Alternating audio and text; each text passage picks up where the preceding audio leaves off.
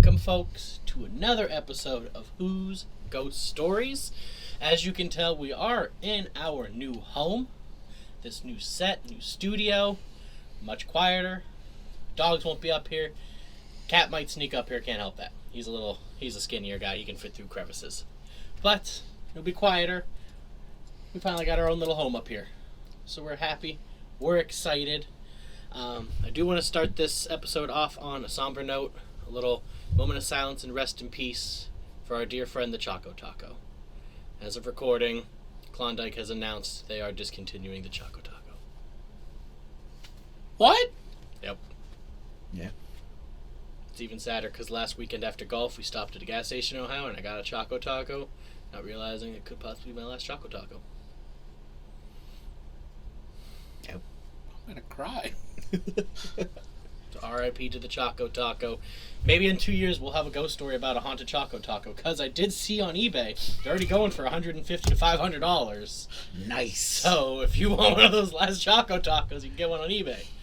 But so a little sadness there with the Choco Taco, and it's even funnier because we're going on a back to school stretch here of haunts at local colleges, and these college students will never get a Choco Taco. If they haven't already, either. There won't be any of those late night parties waking up in the morning, rolling over, grabbing a Choco Taco out of the freezer, and chowing down in shame. Was it really shame chowing down? No, the chowing down part wasn't shame. The rest of the night was. It was the fact that you were sleeping within an arm's reach of a freezer. That was the shame part. And you weren't even in the kitchen. Yep, that sounds about right. Yeah, we Nice. are starting our back to school stretch here, because as of recording, is it till the end of July or are we in the beginning of August? It's finally? the end of July. End of July, technically. What is it? July It is July 20 30th. 30th. So we have a couple days left in July. So students can be going back to school soon. So we figured, why not let them know of some of the haunts they're going to be encountering. Quick shout out for our sponsors. We've got our crystal sponsor, Spirit Magica.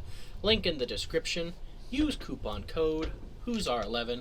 Get yourself some nice crystals, especially if you're going to a new college. You can use them to bless the place, cleanse the place. You don't want any heebie-jeebies from the last tenant. He used to move stuff in and out of college apartments, so he's seen some stuff. Get some crystals, you can clean that right up. And as we've seen, all of the universities and colleges in the area have some kind of ghost there. So get yourself some protection. Exactly. And then we've got a new sponsor, Pet Creations Art. I'll throw up some images of their work, including a little project they did for me for our animals. But they'll make cartoon images out of any of your pets, any people as well. And they do any pets. They do have a picture of a tarantula. But what's funny about that one, when I'll throw it up you'll see, is it's with a cricket. So they drew the cricket and tarantula as friends when that cricket's its dinner. So they will draw whatever you send them. I might have to get Sidewalk commissioned. They do it. R.I.P. They do it. So in the link in the description for them as well, we don't have a coupon code for them, but if it's your first time there, you can get 20% off with code WELCOME20 and give them your email and they'll send you other sales. So, a couple sponsors, hit them up. They'll help us out. They'll help you out with some great gifts. And then finally,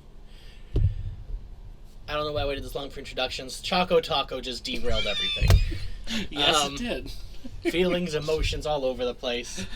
I am Andrew Huzar of Huzar Reiki and Readings, Medium and Reiki Master. We've got research expert Sean and paranormal enthusiast / cryptid expert Professor Alex Wheaton. And this is going to be a special stretch for Alex because he has actually taught at 2 of the colleges that we're talking about. Yes, and I have connections to Pretty much all of them. Yeah, actually, the only one that's a little bit of a stretch is Grove City, but we'll talk about that when we get there.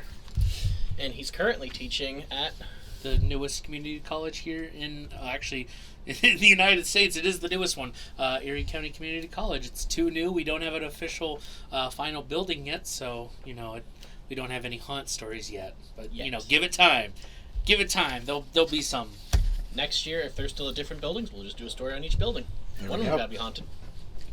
As we've seen in a lot of our things that we've done, there's a lot of just random buildings in Erie that had a lot of shady activity, so One of your spots probably has a ghost. Oh yeah, no, I could guarantee that. I'm pretty sure one already does, and I know of it. But we'll keep that on the DL in case we do decide to do that.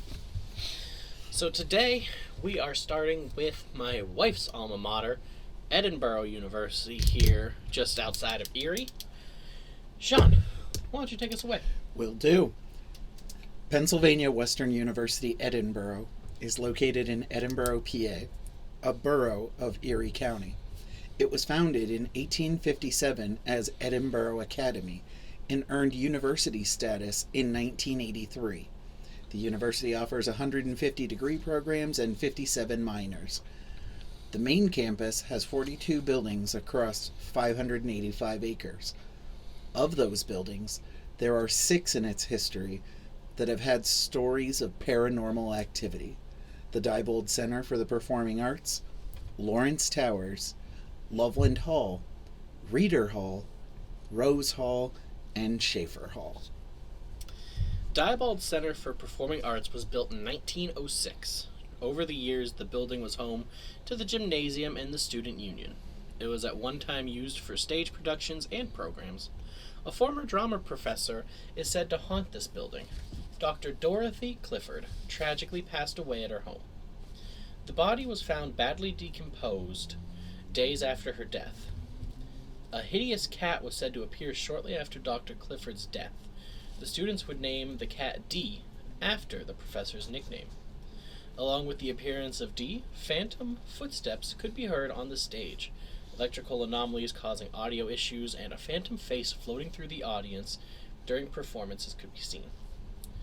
The cast decided to lay a cross on the control board and a program on a reserved seat for Dr. Clifford, causing the hauntings to cease. The building is now a classroom and conference facility, but is said to still have a dark presence. Lawrence Towers is a set of twin dormitory towers that were erected in 1974. In the 70s, a female music major hung herself in room 517 of Tower A. It was said for years you could feel presence in the halls or hear soft singing at night. The elevator ended up breaking and would never be fixed. The elevator would often stop on the 5th floor for no apparent reason.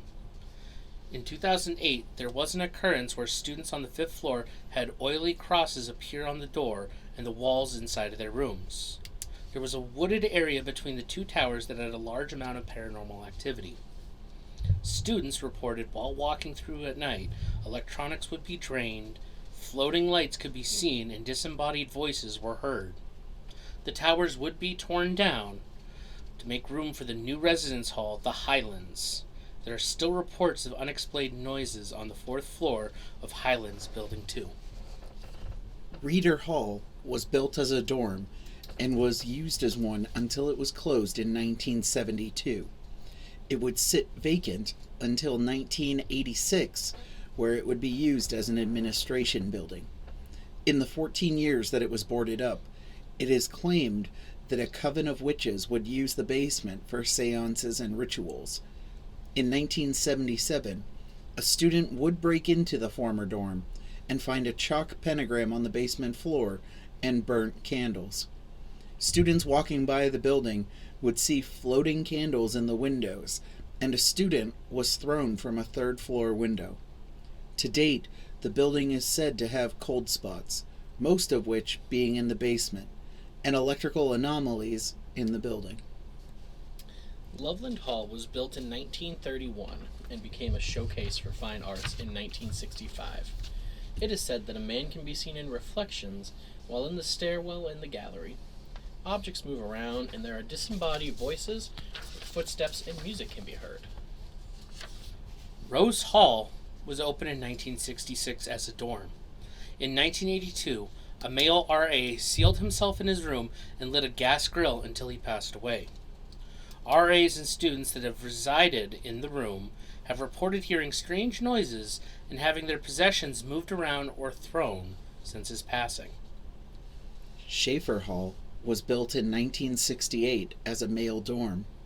It is said that at night someone could be heard running down the hallway, but when people would peek their heads out into the hall, nobody would be there. This building was demolished in 2007. though some of these buildings have come and gone, the overall presence of unexplained phenomena occurs at this university in this small town. Bringing forth the question, did these tragedies that occurred here cause the activity, or did something darker cause these tragedies? We may never know, but what we do know is that there is something strange happening at Edinboro University. I love all these stories. They're all very interesting, but I want to start with Lawrence Towers. Mm-hmm. Oily crosses? Yeah. Just appearing? Mm-hmm. Yeah. That is so weird. So one of the things that they also said about Lawrence Towers is around the time, and I believe this was also in the 70s, but around the time that all of the phenomena was happening in the wooded area, basically there was a rapist on the campus that was attacking women that were passing through late at night. Mm-hmm. So it's thought that all of that, pain and anguish ended up tearing open a portal, and that's when all of that paranormal activity started. They also said that when you're walking in those woods at night, sometime you would be like pulled into what seemed like just a dark void, and you wouldn't be able to see anything but darkness around you. So really makes me wonder with those towers what was going on there. Yeah, definitely something. The crosses, like, was it just like crosses like drawn out of oil, or was it like physical like crosses like dripping with oil that would appear? Just oil crosses. Yeah. See, that Drawn. is so bizarre. And it wasn't just on the doors, it was walls inside of the Which makes it the even dorms. And I don't know if I'll get the response before we wrap up this episode, but I do know when my brother went to Edinboro, it was, pre-2007, so some of these buildings were there, and I know he lived in, I think, one of them. They all sound familiar, and I'm like, which one did he live in? So I texted him, so if I find out, that'll be stated, but yeah. Definitely, if it's Lawrence Towers, he's getting a phone call and getting put on speakerphone. Larry, real question for you. Did you encounter these, or was it just you running around at night with oil? I feel like Schaefer Hall, it sounds like that was where he lived, because that name sounds the most familiar, but what's interesting is Lawrence Towers is now the Highlands building. Yep. Yeah. And Jocelyn, when she was at Edinboro, Highlands 3. Nice. But she lived in Highlands, so that might be a question to ask her, because I know she wasn't always in 3. They moved from another one, so I think she was in 2 before, so it'll be a thing to ask. But yeah, Edinboro has this weird history, but at the same time, and it's something to be said, specifically the Reader Hall, the whole it was claimed to be for a coven of witches. It makes perfect sense for that area.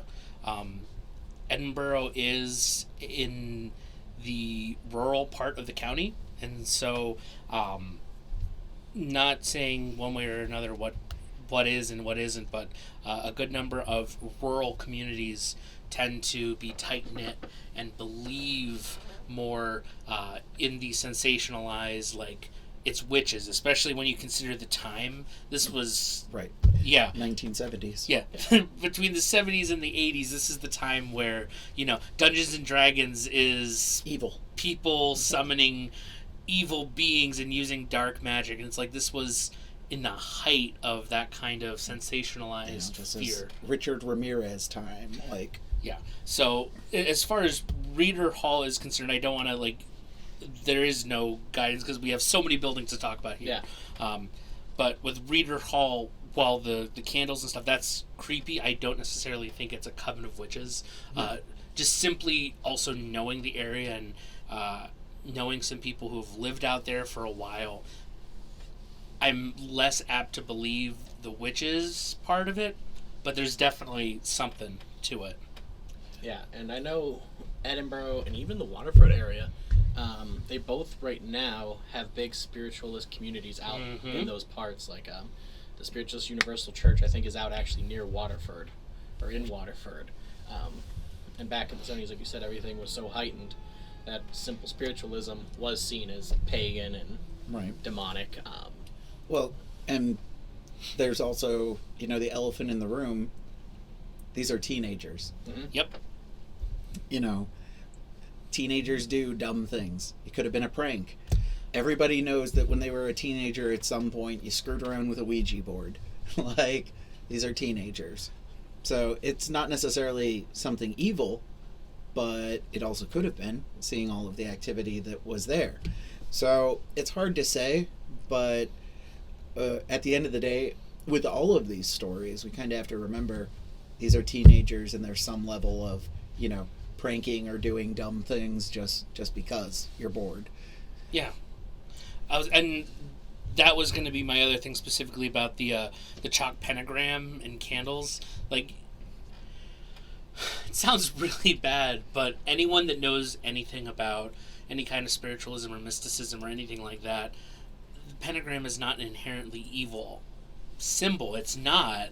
It's You just have to figure out if it's upside down. Yeah, it's a symbol of protection in a lot of cases. So it's like the fact that it's a chalk pentagram and candles, it seems very much like the teens playing tricks on each other. And the other thing to remember is that even though it's a university and it's out in the rural county, it's not like it's a very private thing where no one can go on it. Like, people walk on the campus that don't go to school. There's no fences. Like, it's open. You can go for a drive right now. A former student of mine literally lives right by the school, and their partner is like a marathon runner and practices running around the campus. And it's like, there's nothing that stops anyone. So the reality is, with that, it could be anyone in the town. And going back to what Sean was saying about at the time the rapist, and like, there wasn't special security or anything to make sure people didn't go on campus.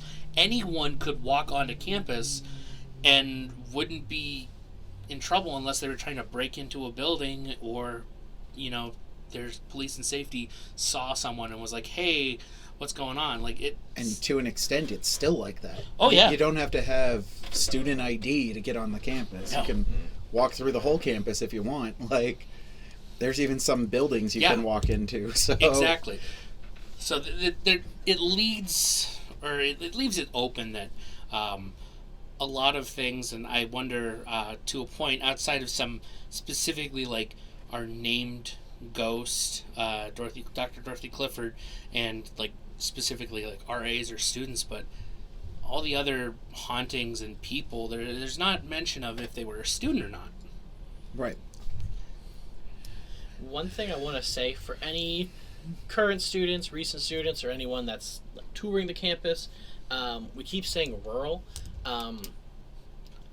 Before, like 20 years ago, it was even more rural than it is now because there weren't all the subdivisions out there. Yeah. If you're driving out Edinboro Road now, even coming in from the south, there's a lot of like subdivisions and condos and stuff on the path, restaurants. Those weren't there even 20 years ago. Yeah, Main Street was the diner, a couple shops, and a gas station. Yeah, and so when we're talking about the 70s, like that's even before all the extra student housing is there, so... It was, if you're a current student or you're planning on going there soon, when we say rural, imagine that way more rural than this. Right. Because we're talking about the past. And, We're currently, there's a Walmart within a mile, but but then it was all farmland surrounding it. So if you're there and you're hearing these, make sure you're taking yourself a little back in time, that it was just a literal, just blank slate out there for most of its history, which makes it even more terrifying with the rapists and stuff, that it was a literal horror movie. It was almost The Village out there. You know what's kind of interesting, though? Especially with Edinboro here, the fact that almost all of this activity happened specifically in the 70s. Yeah. Like, I didn't dig too much because that's not what we're talking about. We're not talking about Dr. Clifford's death. So I don't know specifically when that occurred, but I know it was fairly recent. It wasn't in the 70s, if I remember right. But isn't it kind of interesting that all of this activity started in roughly the 70s? And in all their original buildings. If there was potentially a coven of witches there, did they conjure something? Did they cause all of this activity? Were they partially the cause for these deaths that occurred? I mean, to dive down that one just a little bit more, didn't necessarily happen in the 70s. I guess what I'm trying to say is it possible that this happened before the 70s, but someone did something at school at the time and just kind of opened up? Because you mentioned how students felt like walking in between the buildings in that wooded area. It was almost like a void. Yep. So what if specifically like that, the brutal raping is what opened up that from something that happened years and years and years ago that we don't have record of? And so that's the other thing, is I wonder specifically about the history of the town itself. Like, what was there beforehand? What was established? That kind of thing. I was going to say, recorded history, not much. Yeah. We're talking wooded area. No, that would be very interesting to find out, like, even just the history of the college's property. Like, because, we saw with Alex's new favorite golf course, it has quite the history of the land itself, of things that happened there. And even the other places, the Eagle Hotel, like, the land itself has seen so much history before the structure we talk about is actually there. And we're talking a building that was originally built in 1857. Yeah. Like, I'll say we've talked about it before in different episodes, not just that golf course. If you haven't seen that one, especially, I recommend watching that one. But especially the Edinboro area in the early 1800s, Yeah. There's so much potential history that we don't know. Yeah. And it stinks that we won't know that. And I mean, there could be nothing out there, but at the same time, there could be anything that could be attracted there, opened up there. Tying the witches, before the 70s, there could have always just been a coven of witches in that area. Yeah. That historically just practiced there, and this group messed something up. And that's why I said, so it wouldn't be a Who's Ghost Stories if I didn't come at this whole thing as a skeptic. Obviously, in case you can't tell, I very much believe that there's possibilities, but I have to bring the healthy dose of skepticism to keep us rooted in reality and whatnot. So, I'll be honest, the Dr. Dorothy Clifford and the keeping the seat, I got nothing on that. I got no logical... as someone who did theater, I can tell you that most superstitious people in the world. Yes, we are extremely superstitious, but as someone who's been on stage with the lights and looked out at the audience, it's hard to see a face moving around in the audience. So if actors could see that is something to be concerned about. So I would just say I got no rooted fact on, oh yeah, that one could be. I got nothing on that one. But the other ones, I just go back to, it was the 1970s. The 70s and 80s in America, let's be honest, pretty much it's always been, but there's always a scare out there. Yeah. There's always a big bad boogeyman in the night in American culture. Sometimes it's drugs, sometimes it's witches and demonic things. I mean, heck, when Pokemon came out in 96 in America, it's the devil's thing. No, not at all. But, so there's always some kind of sensationalism, and the fact that so many of these stories come from that time makes me think it's one of those, you hear about it on the news and you're like, Oh, and it's almost like a game of telephone where you say something and it just becomes its own thing. Yeah. As far as the rational side, I see a good number of that. As far as like footsteps in the hallway, that one I could be like someone's just playing a prank. But any of the ones where someone died, I got nothing on that. That is, I could say, undiagnosed mental health issues at the time because we still don't talk about it, but we talk about it more now. But the connections to the stories that were there before those happened, I got nothing on that. So that's my healthy dose of skepticism. I'll continue to say I believe that a good number of these are definitely true, and I'd be interested, since some of these buildings are no longer there, I'd be interested to know, what's gone on around there. Like, we know Lawrence Towers is Highlands. Well, what about the other ones? Yeah. I know some of them were also turned into Highlands. Yeah. I know we posited it. What do you think it really is? Do you think that these tragic deaths caused the activity? Or do you think there was something there that potentially caused these tragic deaths? I think it is a little mix of both. Because like attracts like. So if you get one tragic event and that's in people's mind, it's only going to attract more negativity and more dark entities to the place. So all it would really take is one really bad event that would stay in the area and then have people talking, and more would move in, and then that would affect everyone else that's there. So then you get the additional tragic deaths. You get people that, if they get touched by one of these dark entities, they can act differently, they can act dumbly, like lighting a gas grill in your dorm room. Do things that are out of the ordinary, just they wouldn't do, and then you've got another tragic death and another dark stain, and it just keeps adding up and adding up. So I think it would be a little mix of both, triggered by one dark, like super dark thing like the rapist, or if there was even something before that, and then it just keeps attracting itself there.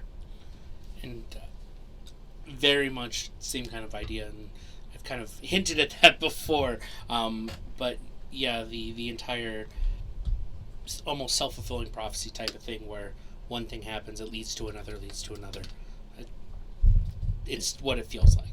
It's very much a chicken and the egg. It's hard to say which came first. Did something happen to make someone feel this way, or was that person, the spark that started it all? Yeah. And we'll never know. There's people that will say that, oh, none of this is real. Well, maybe, but there's also the potential we have seen things that we can't explain. Mm-hmm. So who's to say that something didn't influence these people in a negative way, and this wasn't rational thought or normal for them? Yeah. No, and like we said, without knowing the history, there could have been Native American tribes and bands out in that area, and there could have even been some crazy cryptids that they were messing around with, like a Wendigo or something. Mm-hmm. And you get the events like that, or creatures like that could also stay in the area or leave its own little mark, and enough piles in, and eventually you get that void that you can walk into. Alright, so Alex, if we were to head to the campus, what's one or a few things that you would really want to check out? And what would be the one place you would like to check out the most? Personally, I would really like to Diebold Center. It's the theater kid in me. I know that it's still there. It's I've been to that building before without this kind of knowledge, and so it's I'd like to go there with this kind of information in mind and look around, and I want to feel the area with what I know now. Otherwise, realistically, I'd like to just kind of walk around, just see what I feel. I know there's no way that we get access to the Highland Towers or anything like that, right? Yeah, because they're dorms. Dorms are not open access, which is the downside about a lot of these. It's it's pipe dream, because Whereas in the 70s, you could have just walked into any one of these buildings. That's not the way it is on college campuses anymore. You can't just walk into dorms. If we could time travel, I would love to go back into the Lawrence Towers. Yes. I've been on this campus so many times during the day and at night. So I can't say that I have ever presently thought about anything negative or had any feeling there. The general feeling I've ever had at Edinboro is it's a long drive home. Yep. So that's where my mindset usually is. But I wouldn't be surprised as the official orb boys that we wouldn't see some kind of orb activity. Definitely. I think for me, I would most want to check out just like the woods immediately surrounding the area, and especially where like anything occurred, to see what the energy is like out there, because we've encountered woods where there are completely different vibes and trees that have different energies. So it'd be really interesting to see, like, what's being felt out there versus on campus.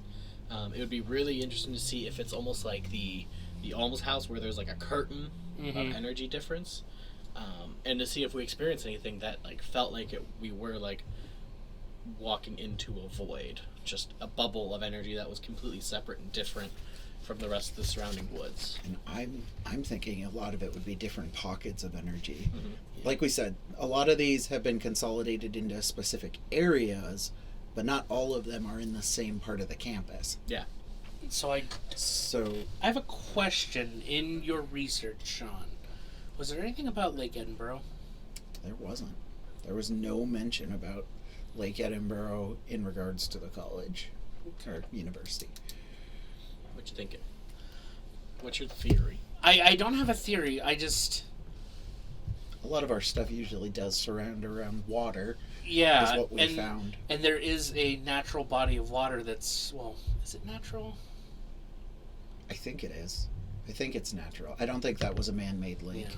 But I know that it's small and localized, and as we've seen too many times in our own research and our own travels, like, water tends to play a big part. So I wonder, does Lake Edinboro have anything positive or negative with any of these? So, and like we said, this was Indian land, and we all know how sacred Native Americans hold bodies of water.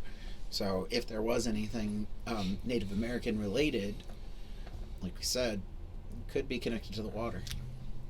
And that was just simply why I was thinking that. That was just on my mind. I was like, did any of these stories have anything to do with Lake Edinboro? Like a student maybe walking out into it and drowning, or like someone waking up on the shore? Like, I just wondered if anything was connected to the lake. But if you didn't see anything, that's, like I said, just me having a random thought that I wanted to make sure I asked during this episode. No, and it's kind of interesting that there isn't, because that would be an easy catch-all or explanation for any unexplained ghosts. Is because the lake is maybe at the furthest a mile away from the campus. Yeah, it's within a walk.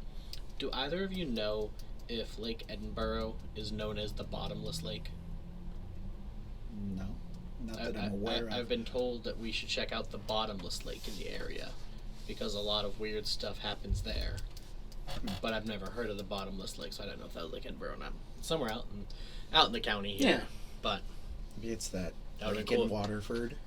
I don't know. It would have been cool if that was connected. But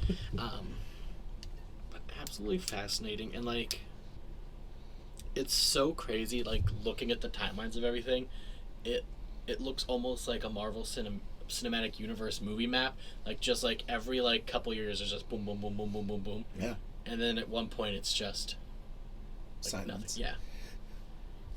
Yeah. And I don't know how much of that is these are just like the keystone events, or this is the only events. Like, it could be something that happens in cycles. Anytime, and we know this, that campus, like most campuses, are constantly changing. And when you make changes to a campus, you're literally digging up spirits. Like you're shuffling things around, and the more you shuffle things around, the more you disturb everything that's in the area. So I don't know. It could be also said that people moving in and out of campuses all the time, is that something that stirs up spirits? Is that why there's so many of these that are hot spots? Just all the foot traffic alone, constantly in change. There'd be no way to find out unless we got a specifically like chatty ghost. But building off that, it'd be very interesting to see if like any spirits that are here were brought in from an outside student and then just were like, I'm just gonna call this place home. Right. You know, we got lights flickering in half the buildings. If they are spirits, how many of them started here versus how many just came with someone else? You know, they're an exchange student. You know, dropped Yeah. off a spirit, took one with you. Yeah. No, but absolutely fascinating. I love it. Alex, do you have any final thoughts on Edinboro University and their phenomenal wrestling team? I wasn't ready for that part. Final thoughts on Edinboro. Anyone listening, if you are an alum of Edinboro or live out in the Edinboro area, please let us know what you know about these or what you thought. It is kind of one of those cool things. But other than that, I think Edinboro has a rich enough history that it's cool. And like I said, I wish that we knew more about the history of the area. That's Right. really where I'm at. I've been out there several times. Like, my brother went there. I almost went there for my 3rd degree. Or rather my 4th degree, because that was my 3rd master's. Hey, you might have as many degrees as LeBron has rings. I'm the LeBron of education. Oh, God! That's a side note for a different conversation. But, yeah, I spent a lot of time out there. And I can definitely say, one thing I didn't say throughout all this is that I have felt creepy kind of, like, feelings out there. But then again, I'm also a city boy, so being out in, like, rural county area just makes me a little nervous in general. So I don't know how much of that is my regular nervousness versus an outside presence. Yeah, so the more I go out there, the more comfortable I am. So I'd like to go at some point after I've been a little more desensitized to actually, see and experience these things. So those are my final thoughts. They're more ramblings, but that's me. I would say the same. Definitely for anybody listening, if you've ever felt anything at the campus, if you have a story, if you had a weird occurrence in your dorm, let us know. We're genuinely interested to find out how people feel about this. Just like Alex, my sister went there. A lot of times I would be the one driving her back to campus. I had an ex-girlfriend that was there, so I spent a lot of time there. But I like the fact that this place has all of these stories, and other than the tragic side of them, it adds to something you wouldn't expect out of this small university in the middle of nowhere. And I just like that. No, and I think if you are, especially like a freshman going there, like these are all fantastic ghost stories to get told. Oh yeah. You're not sleeping those first few weeks in any of these buildings. And I think that's what's kind of cool. Like Sean said, tragic backstories, but like it's almost like every building has their own unique ghost stories, which gives them their own like culture and history. So that is really cool. And they revolve around dorms. Yeah. So is it something that actually happened, or is this something fabricated? Right. Is it the freshman initiation to Edinboro? Yeah. Because no matter where you go, there's always some kind of initiation thing, whether it's hazing or it's some kind of like just, And when we talk about Mercier stuff, I have some things to talk about with that one. regarding that. But yeah, it's you got a point there. How much is, just being in a new place? Right, and they're all so cool as ghost stories too. If you got told one of them, that's all you'd be talking about for like the first month that you're there. Anytime you hear footsteps, even if it's just someone above you, it's the that's ghost. that's the gas guy. That's the gas I guy. am worried if there's someone above us. Well, yeah, for us, Your dad we're in can the roll roof. up with a ladder anytime. But I think final thoughts for me, like, I think there's enough here that, especially if people reach out to us, and with it being so close, we could easily do a part 2 for this. So definitely do reach out. We'll throw it all in another part. We'll take a ride out to the area and go where we can go. But I think it's all really cool and fascinating. We'll go catch a play there sometime. We'll go watch the wrestling team. Not the other sports teams. They don't matter out there. It's the wrestling team. That's our pride. Bruce Baumgartner, baby. All really cool, fantastic, easy to get to area. So I definitely could see us doing a part 2 on this one here. And especially, like, if you guys have other stories, throw them our way. We're not opposed to part 2s at all. We will have... At this point, it's going to be like 6 parts in the Buffalo Terminal. Chris, that used to work there and do tours there, reached out to us to answer a lot of questions that we have. So we're going to be having at least a part 2 with the info that he gives us. Other parts for whenever we get there to visit. So definitely any of these colleges we're doing, any of these places, throw out your experiences, throw out what you got. Yeah. And if we do 12 parts on Edinboro, so be it. Yeah. We honestly, that's the one thing is I think we can all agree on. Like, Sean is our research expert, so he does a lot of the research. But the reality is, outside of the Mercerist one, which my mom's worked there for 26 years. I grew up there, so like I can physically say I lived there. Like, the rest of us, we haven't lived in a lot of these places. These are just like the local legends of that area. These are just the ones that made it online. Yeah. So these are the most popular and most well known. So definitely, if you have some kind of story or experience or information, we're not going to be people that are like, oh, well, they're telling us wrong. No, like, tell us. We are interested. The fact that we're talking about these in these podcasts, like, we like this. We like the conversation. Obviously, we have the healthy skepticism, but like, we want to know more. So if you know something, let us know. It's interesting. The more we can bring to light, the better. Any ghost stories. If there's a headless horseman out there, let us know. That's our jam. You got a hellhound? Let us know. Got a headless boatman? Got a headless boat. There. Headless boat. Does it not have the bow? Like, just... I don't know. That's what they got to tell us. But I think that does it for Edinboro University.